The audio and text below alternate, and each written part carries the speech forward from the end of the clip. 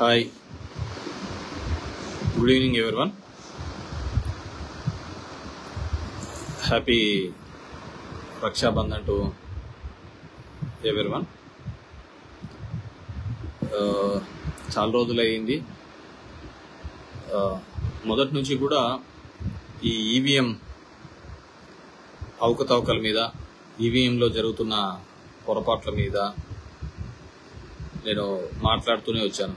So దాని తర్వాత different వాళ్ళు స్టేట్మెంట్స్ ఇవ్వడము, మొన్న కూడా పరకాల ప్రభాకర్ కూడా ఎక్కడో కొచ్చిన్లో స్టేట్మెంట్ ఇవ్వడం జరిగింది. వీళ్ళకి సంబంధించిన అవకతవకలు ఎలా ఉన్నాయి, ఎలా జరిగాయి అనే దాని మీద ఆయన కూడా ఇవ్వడం జరిగింది. సో ఈ విధంగా ఒక కంప్లీట్గా ఒక మ్యానిపులేషన్స్. ఆ రోజు ఓడినప్పుడు చంద్రబాబు నాయుడు అన్నాడు, దాని తర్వాత ఇప్పుడు మేము ఓడినప్పుడు మేము అంటున్నాం అనేది కాకుండా ఓవరాల్గా కూడా ఎలక్ట్రికల్ డివైజెస్ ఏదైనా కానీ మే గెట్ కాంప్రమైజ్డ్. ఎక్కడో చోట అది మ్యానిపులేట్ చేయడానికి వీలుంది అని చెప్పేసి మనం చూస్తూనే ఉన్నాం. ఇప్పుడు మామూలుగా ఫోన్ ట్యాపింగ్స్ కానీ, ఇంత సెక్యూర్డ్ ఫోన్స్ ఉన్నా కానీ, వాట్సాప్లో కానీ ఒక చిన్న మెసేజ్ పంపించి మొత్తం అంతా ఇది. సో దీని మీద ఒక బలమైన ప్రజాస్వామ్య వ్యవస్థ ఉండాలన్నా, ఇది చేయాలి అన్నా, మొదటి నుంచి కూడా దొంగ ఓట్లు అనేది ఏ విధంగా ఉందో, ఇంతకుముందు దొంగ ఓట్ల మీద కూడా ఫైట్ చేసిన మీకు చాలా సందర్భాల్లో చెప్పడం జరిగింది. ఇప్పటికీ ప్రతి కాన్స్టిట్యున్సీలో ఒక 10,000 దాకా డెత్ కావచ్చు, లేని ఓట్లు కావచ్చు, దొంగ ఓట్లు కావచ్చు, ఒక 10,000 దాకా ఉంటాయి ప్రతి కాన్స్టిట్యున్సీలో. దాన్ని ఎంతమంది ఆఫీసర్స్ వచ్చినా చెక్ చేయరు, ఎందుకంటే ముట్టాలంటే భయం. అవి ఓట్లు, దొంగ ఓట్లు తీసేసేటప్పుడు అన్ని ఓట్లు తీసేసినారు అని చెప్పేసి పత్రికలు రాస్తాయి. తీసేసే కార్యక్రమం మొదలుపెట్టినప్పుడు తీయకుండా మొదలు పెడితే ఇంకా ఓట్లు అలాగే ఉన్నాయని రాస్తాయి. కాబట్టి సో అది ఎప్పుడు అలా నిరంతర ప్రక్రియలాగానే ఉండిపోయింది ఆ దొంగ ఓట్లు. సో అందుకే మన బ్యూటీ ఆఫ్ డెమోక్రసీలో ఏవైతే 4 పిల్లర్స్ అంటామో, ఎగ్జిక్యూషన్ కావచ్చు, మీడియా కావచ్చు, అదేవిధంగా లా కావచ్చు, ఇవన్నీ కూడా ఇప్పుడు ప్రతి ఒక్కరికి దీనిలో ఏదో జరుగుతోంది అనే పద్ధతికి ఉంది.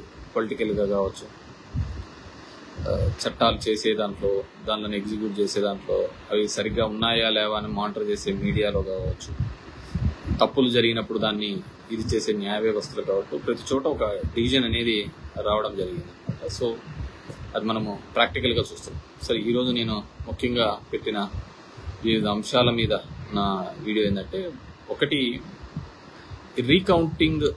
ఈ ఎక్కడైతే తప్పిదాలు జరిగినాయని భావించినామో అక్కడ శాంప్లింగ్గా ఇప్పుడు ఒంగోలులో కౌంటింగ్ జరుగుతుంది. దానికి ఎస్ఓపి ఎలక్షన్ కమిషన్ ఇచ్చింది. ఎస్ఓపి అంటే స్టాండర్డ్ ఆపరేటింగ్ ప్రొసీజర్. అంటే ఏ విధంగా చేయాలి, ఏ విధంగా ఉండాలి, ఏ విధంగా కౌంట్ చేయాలి. వాళ్ళు ఇచ్చిన రూల్స్ ప్రకారము మనమంతా ఏమనుకున్నాము, సో పన్న ఓట్లు వీవీప్యాట్లు, అదేవిధంగా పడిన ఓట్లు ఎవరికి పన్నాయి అనేది లెక్కేస్తాము. అదేవిధంగా ఈవీఎంని కూడా దాన్ని ఏమన్నా ట్యాంపర్ చేసినారా, మ్యానిపులేట్ చేసినారా వెరిఫై చేస్తామని మనం అంతా అనుకున్నాం.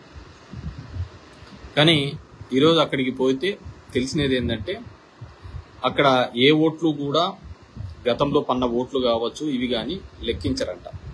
దాన్ని కౌంట్ చేయరు. కౌంట్ చేసేదల్లా ఒకటే కౌంట్ చేస్తారు.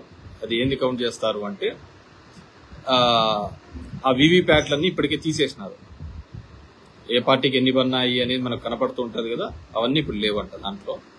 అదేవిధంగా ఆ ఈవీఎంలన్నీ క్లీన్ చేసి ఎవరికి ఎన్ని పన్నాయి, కొత్తగా మనల్ని ఏమంటారు, మాక్ పోలింగ్ అంటే వేసి ఎవరికి ఎన్ని పడినాయి, ఎవరికి పన్ని పర్లేదు, ఎవరికి ఎన్ని పన్నాయి, ఎవరికి ఎన్ని పర్లేదు అనేది కౌంట్ చేసే కార్యక్రమం చేయడం జరుగుతుంది అనమాట.